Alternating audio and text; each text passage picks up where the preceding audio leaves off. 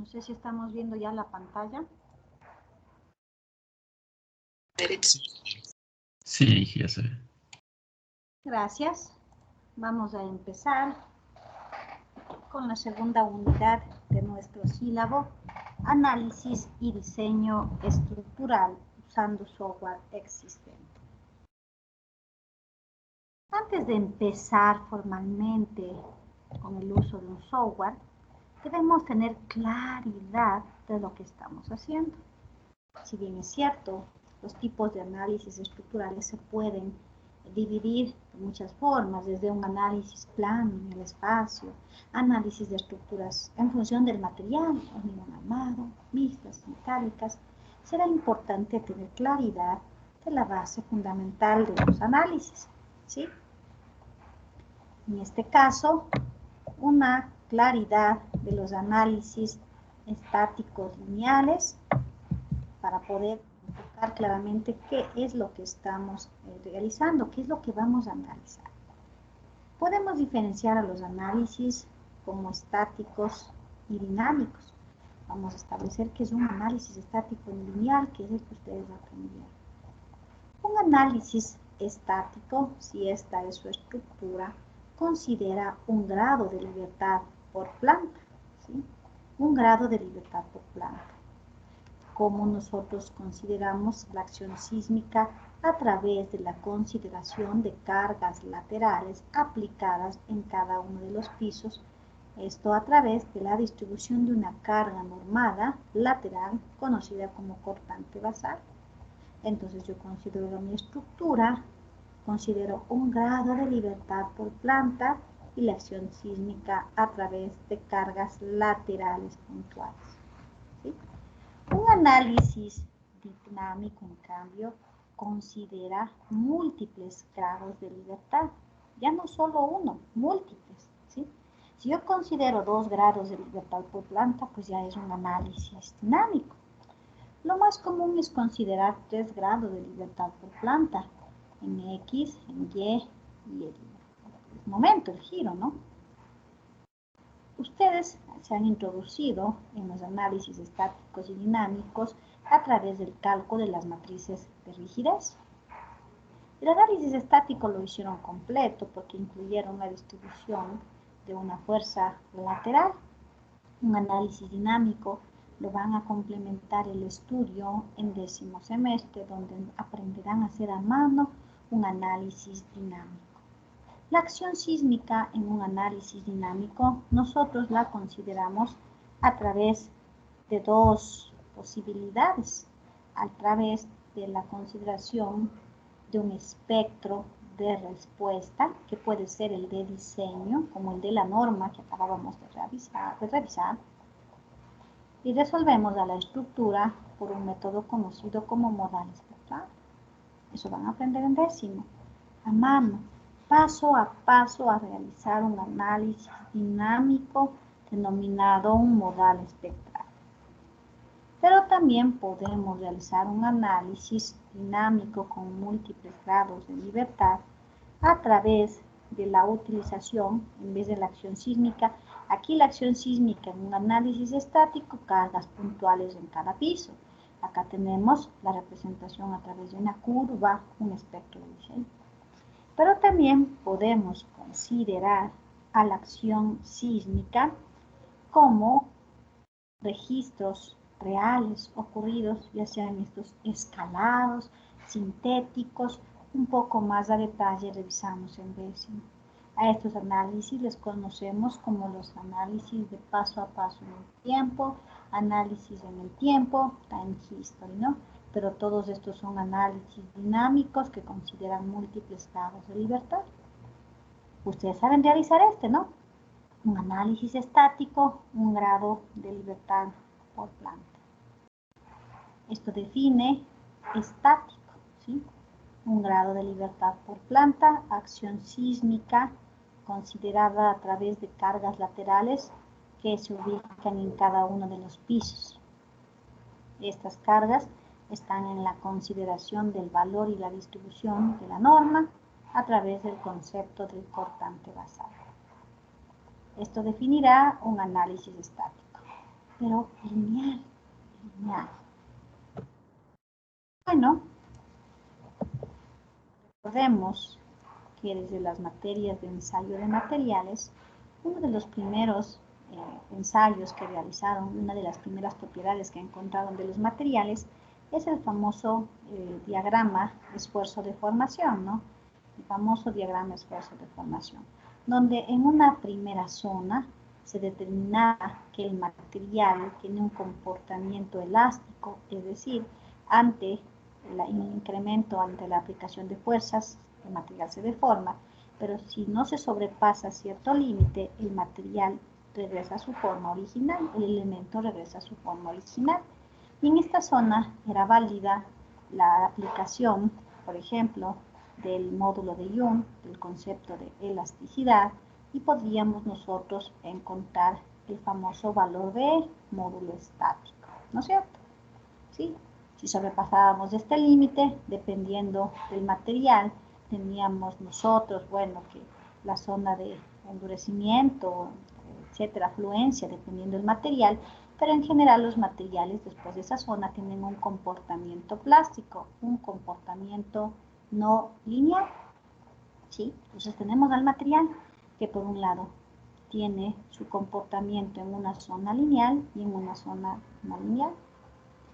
Un análisis lineal, que es el que ustedes, todo lo que han aprendido en el área de estructuras, desde la primera materia de resistencia de materiales y el ensayo de materiales hasta este momento, y más bien hasta la última materia de 10º semestre, a excepción de evaluación de estructuras que coge conmigo, a excepción de esa materia, todas las materias en el área de estructuras consideran la linealidad, consideran análisis lineales. Es más, la gran mayoría de la norma, por no decir toda la norma, contiene las recomendaciones de un análisis lineal. Pero ¿qué es un análisis lineal? Considera la rigidez constante. Rigidez constante. ¿Qué era la rigidez desde estructuras 1, no? Bueno, depende que si es una viga, que si es una columna. Bueno, teníamos siempre los parámetros para el cálculo, factores, etcétera, pero siempre estaban en función de este famoso EI, que en tanto hemos escuchado y que a veces a la final mejor le ponemos EI ya de memoria, ¿no? Eso es lo que, bueno, que se acompañaba de un número, de un factor, etcétera, pero siempre la rigidez estaba en función de EI. Entonces, un análisis lineal, la rigidez es constante, EI es constante. Muy bien, EI es constante. ¿Qué es de? Módulo de rigidez longitudinal, módulo elástico, módulo de Young. Entonces, para que yo considere un análisis lineal, estoy suponiendo que el material que conforma los elementos estructurales, en el caso de ustedes, el hormigón, el acero de refuerzo que vamos a considerar como parte de nuestra estructura, va a cumplir con que va a trabajar dentro de su zona elástica, no va a sobrepasar el límite para llegar a su zona plástica, ¿no? Siempre va a trabajar aquí el material. Eso suponemos. Para poder hablar de él, ¿no? El material cumple con la ley de Hooke. Por otro lado, a ver qué era la inercia. Desde física nos enseñaban la inercia, ¿sí? Por ejemplo, de una sección rectangular y hablábamos de las fórmulas BH cubo sobre 12, BH cubo sobre 3, que si respecto a un eje, que si respecto a otro eje, etcétera, ¿no? Entonces, y la inercia en función de qué estaba, pues de las dimensiones de la sección transversal, de B y H, ¿no es cierto? De B y H. Daba así de la altura, si hablamos de una sección rectangular, de la sección transversal, de las dimensiones de la sección transversal del elemento. ¿Qué querrá decir si consideramos I constante? Entonces, tengo una estructura real, una viga ante la aplicación de cargas perpendiculares a su eje longitudinal, pues va a subir flexión. Eso estudiamos, ¿sí? Estudiamos en resistencia de materiales, en estructuras, que la viga sufre deformaciones, deflexiones, el fenómeno flexión, ¿no? Eso es lógico. Pero siempre consideramos que la sección transversal es constante, que la base y la altura de mi viga no se deforman, que la sección transversal no se deforma. Por esa razón, la inercia es constante. Eso es considerar un análisis lineal, rigidez constante, que los materiales que conforman los elementos estructurales de mi estructura, valga la redundancia, son lineales, se encuentran en su zona lineal, cumplen con la ley de Hooke, no sobrepasan el límite de proporcionalidad, y que por otro lado, las secciones transversales de los elementos estructurales que conforman mi estructura no se deforman y por lo tanto la inercia es constante. Ahí es válido el concepto de EI constante y decimos rigidez constante y entramos en el amplio campo de los análisis lineales. Sin embargo, pues eso no es tan cierto, ¿no? Si una estructura llega a sufrir daño, si una estructura se ve ante la ocurrencia de un sismo, ante la ocurrencia de altas temperaturas como el fuego, o si la estructura fue diseñada de manera inapropiada, con materiales que no cumplen requisitos en el control de calidad, pues no se va a cumplir esto, ¿sí? No se va a cumplir. Ante la ocurrencia de un sismo, si el sismo es de gran magnitud, un sismo importante, pues esto ya no se va a cumplir. El material va a sobrepasar este límite y va a entrar a su zona plástica.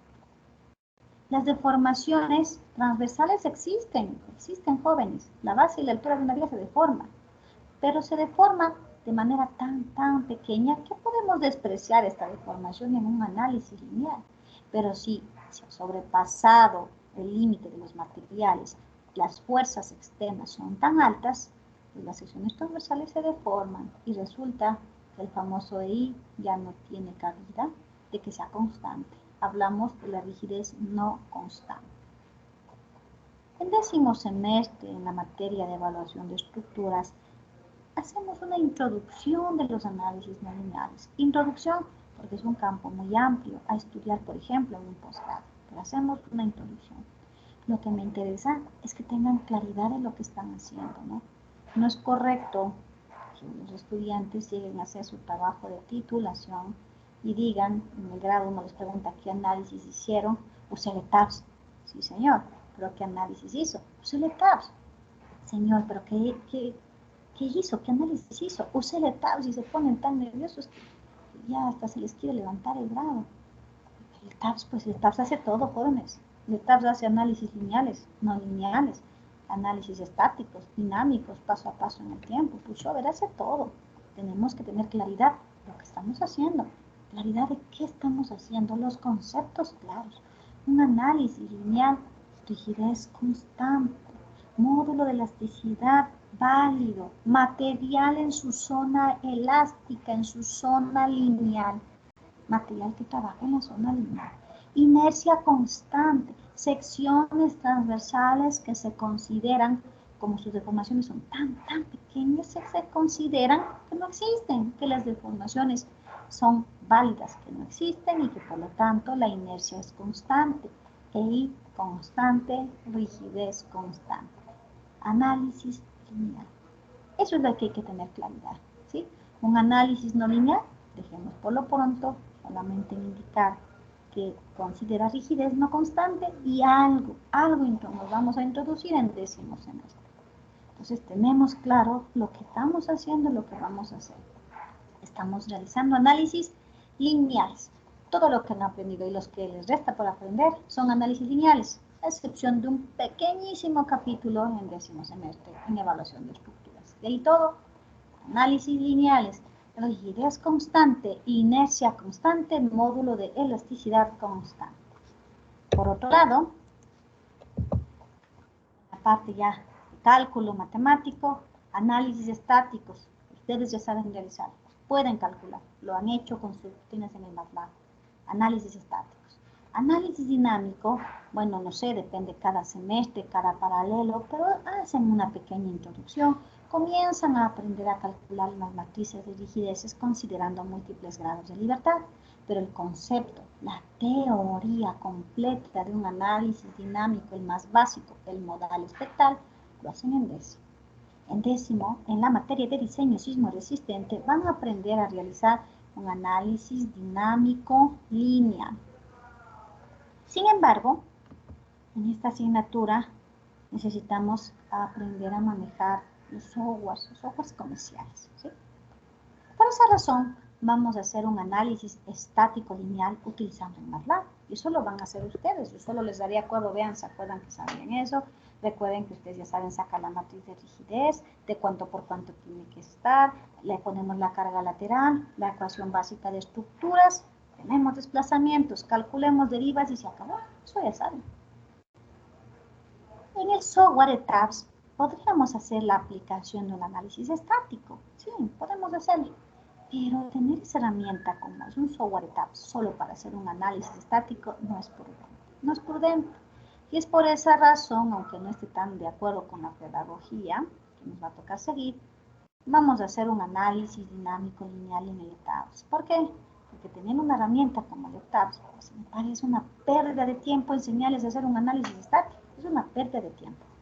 Vamos a hacer un análisis dinámico. Habrán cosas que yo les diga, jóvenes, más específico en décimo. Por eso solo vamos a aprender ciertos parámetros de control. El concepto, el hacer a mano, lo aprenden en décimo.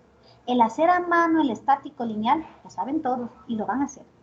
El análisis dinámico lineal, a mano, lo van a hacer en décimo, pero utilizando estas herramientas, estos softwares comerciales en el área de estructuras que tienen tanta fortaleza, tienen tantas herramientas, pues me parece una pérdida de tiempo querer hacer el análisis estático. Tenemos claridad en lo que estoy explicando, ¿no? Vamos a realizar a mano un análisis estático, lineal, con sus estructuras.